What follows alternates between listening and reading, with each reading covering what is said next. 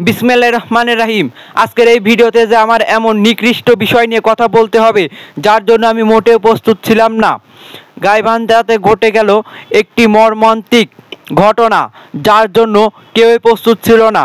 ৭০ বছরের একজন বৃদ্ধাকে এমন মর্মান্তিক এবং নিকৃষ্টভাবে ধর্ষণ করা হবে যা গোটা বাংলাদেশের বা গোটা বিশ্বের মানুষের হৃদয়ে রক্তক্ষরণ হয়েছে।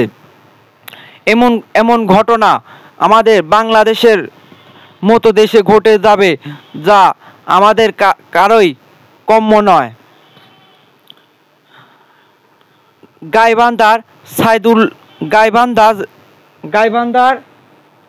গাইবান্ধার সাদুল্লাপুরে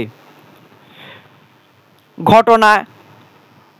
৭০ বছরের বৃদ্ধা বরকি বা ছাগল চোরাতে তার বাড়ি থেকে প্রায় আধা কিলোমিটার দূরে ছাগল খাওয়াতে যান।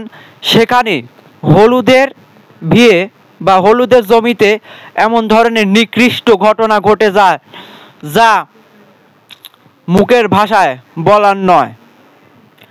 আমার এই ভিডিওতে আপনারা অনেক ফুটেজ দেখতে পাচ্ছেন, সেই ফুটেজেই হয়তোবা বিষয়টি অনুমান করতে পারছেন যে এটা কেমন নিকৃষ্ট ঘটনা। এমন ঘটনা আমাদের বাংলাদেশে ঘটে যাবে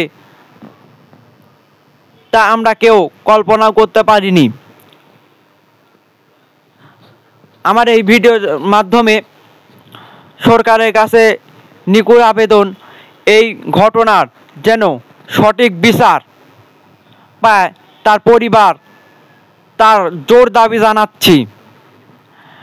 এমন ঘটনার যেন বাংলাদেশে আর পুনরাবৃত্তি না হয়, তাই জন্য বাংলাদেশ সরকারকে আইনের মাধ্যমে দমন করতে হবে।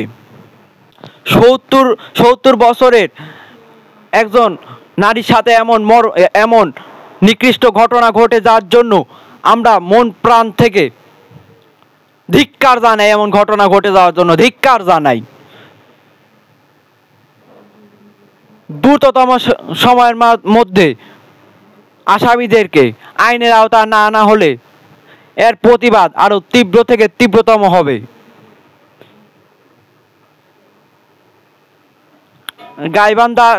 গাইবান্ধা সাদুল্লাপুরের মানুষকে আমরা বলবো, সবাই আপনারা একত্রে এই ঘটনার জন্য বিচারের জন্য জোর দাবি জানান এবং প্রয়োজন হলে আন্দোলন গড়ে তুলুন। এমন ঘটনার দাবি আমরা ধিক্কার জানাই এবং এই ঘটনার আমরা সুস্থ বিচার কামনা করি। ওই কুকুরের বাচ্চা আইয়ুবের যেন ফাঁসি হয়, সেটাই আমাদের জোর দাবি। ধন্যবাদ।